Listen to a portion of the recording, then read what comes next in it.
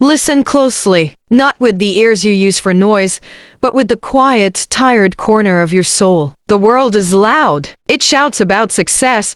It screams about urgency. It demands applause. But tell me honestly, when was the last time you heard your spirit whisper back? The world teaches you to chase claps, but applause is nothing more than a distraction. Real transformation begins where no one is watching, no one is asking, and no one is cheering. Real transformation begins in silence. This is the story of a man named Caden Vale, not a hero the world celebrated, not a face printed on billboards, a silent mind in a world addicted to noise. His legacy was not built in the moments people saw. His legacy was carved in the hours they never knew existed. If you listen carefully, you will hear something, the sound of a man building his entire destiny where no applause could reach him. When you close the door on the world's noise, its judgments, doubts, and expectations, that is the moment you step into the role of a silent architect. Caden walked with a vision, not a comfortable daydream but a complex, decades ahead blueprint of a clean energy system that could change entire countries. He spent 9 years in a forgotten garage, bent over rusted tools,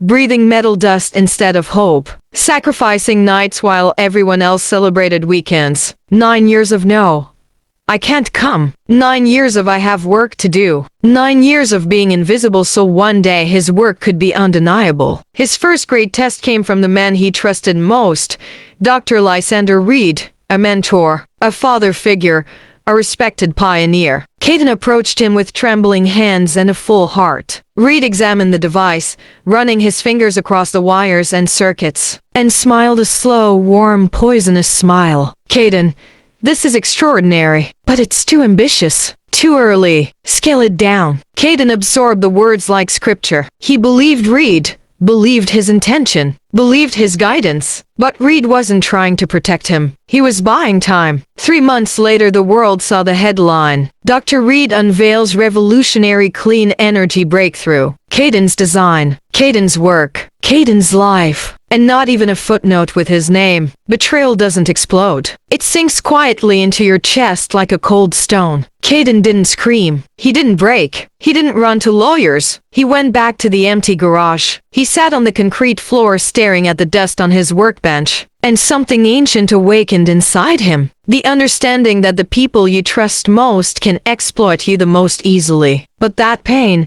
that silent collapse, was also the beginning of his rebirth. When the world steals your creation, you face two choices: break or become unbreakable. Caden chose the second. He stopped building projects and started building himself. The first law of a silent architect: you can't build anything on the outside that rises higher than the discipline you build on the inside. So he trained his mind to see betrayal as a gift. It stripped him of the need for validation. It burned the weakness out of him. It taught him that motivation is a temporary luxury, but discipline is oxygen. The 5 a.m. alarm wasn't optional, it was a contract with his future. Daily learning wasn't a habit, it was sacred. Meditation wasn't relaxation, it was the fire that burned resentment into ash. He realized his real mistake wasn't trusting Reed. His real mistake was valuing himself only when someone else valued his work. Greatness cannot grow in that soil. So he chose silence deliberately. He built in silence. He suffered in silence. He evolved in silence. And one day, without announcement, without applause, without witnesses, Caden crossed a threshold. He stopped building machines. He started building destiny. He redesigned his entire system from scratch. Not the version Reed stole, no. A version twice as powerful, twice as stable, 10 years more advanced. He learned new physics models, wrote his own operating algorithms, built hardware that ignored the limits others insisted were unbreakable. He learned to work without hope of recognition, without fear of loneliness, without any expectation of fairness. He became a man sculpted by quiet, shaped by discipline, sharpened by betrayal. And something extraordinary happened. When you stop chasing validation, you stop shrinking your greatness to fit someone else's comfort. Caden's mind expanded, his ambition sharpened, his vision matured, his silence became his superpower. Years later, when he finally emerged from the shadows, he did not come seeking credit. He came holding a machine the world had never imagined possible. And suddenly, the world that once ignored him could not ignore him anymore. Not because he shouted, but because truth, real,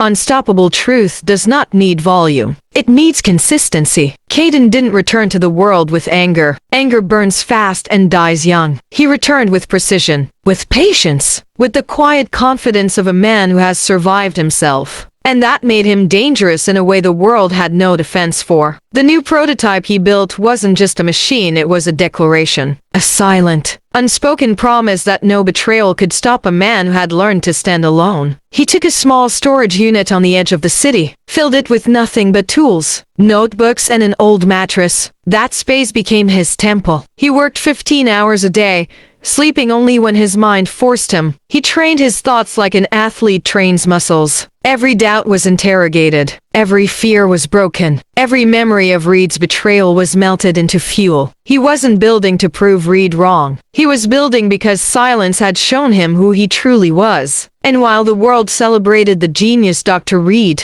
something strange started happening. Reed began struggling. His stolen technology worked, yes, but he didn't have the mind that created it. He couldn't evolve it. He couldn't improve it. He couldn't explain it beyond rehearsed words. His fame grew, but his understanding shrank. That's the curse of stolen greatness.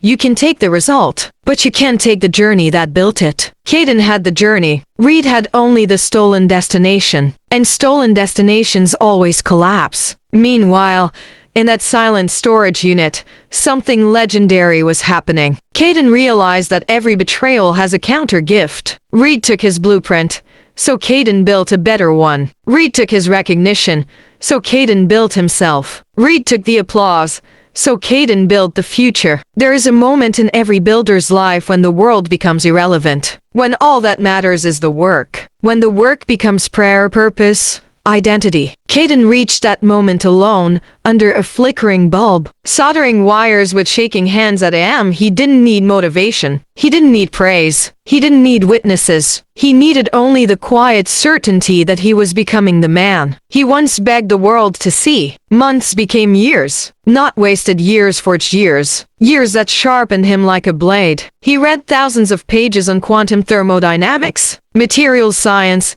energy compression, and sustainable microgenerators. Every concept he didn't understand, he mastered. Every limitation he was told existed, he dismantled. The new machine he created didn't require external fuel. It generated its own regenerative loops, creating a stable energy flow once thought impossible. The kind of machine governments would chase, corporations would kill for. But Caden didn't dream of selling it. He dreamed of protecting it. He learned something critical in that lonely decade. The world doesn't just steal ideas. It steals dreamers. It steals their spirit, their confidence, their innocence. But only if you let it. And Caden never allowed it again. He became immune to flattery, and even more immune to doubt. When he finally finished the first stable version of his machine, he didn't celebrate. He simply whispered to the empty room, "At last, this is mine." But his journey wasn't done. Silence had taught him to build. Now silence would teach him to rise. One night,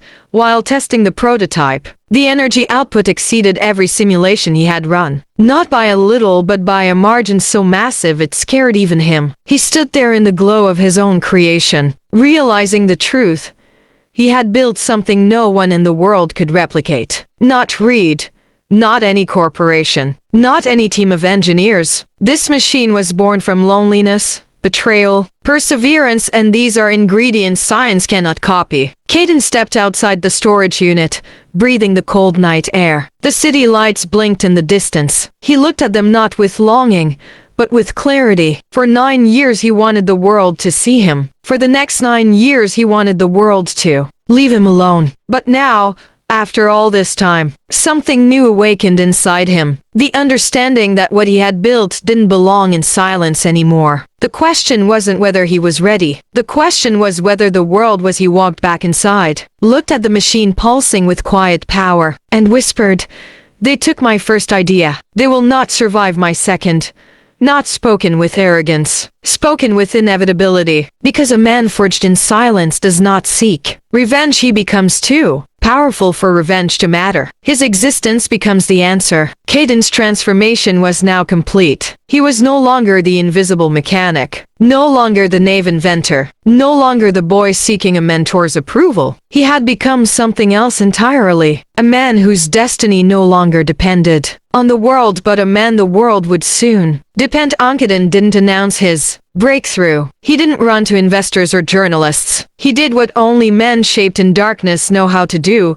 He refined it again, and again, and again. Perfection was no longer his goal, inevitability was. Every night he pushed the machine to its limits. He tested heat resistance, energy spikes, structural breakdowns, power fluctuations. For every failure there was a page of notes, and for every success there was silence. The kind of silence only a man hears when he knows the universe has finally said, "You are ready."